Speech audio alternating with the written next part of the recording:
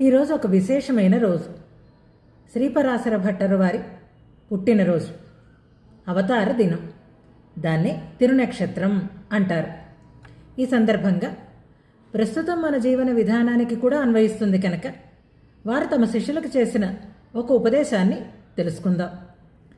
రాజుగారు రాజకార్యాలలో తనములకులై ఉన్నాడు. భట్టరు వారి శిష్యుడు గురువుగారి దగ్గరికి వెళ్ళి తన పరిస్థితిని చెప్పుకున్నాడు.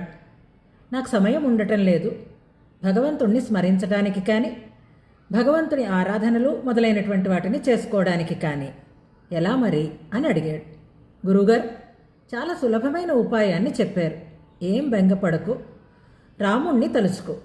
ఎలాంటి రాముణ్ణి?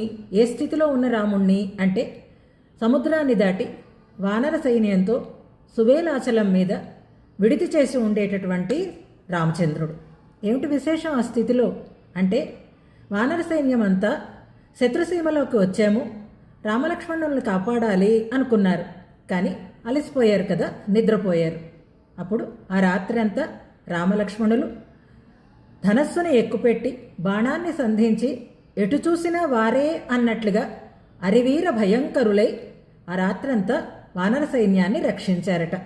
అలాగే మనం తలచినా తలవకపోయినా తన భక్తులని ఆయన కాపాడుకుంటాడు అంటూ ఒక శ్లోకాన్ని చెప్తారు.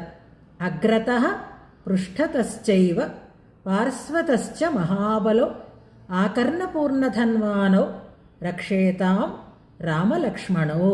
ఇది భట్టరు వారు ఆ రాజుగారికే కాదు అందరికీ చేసిన ఉపదేశం.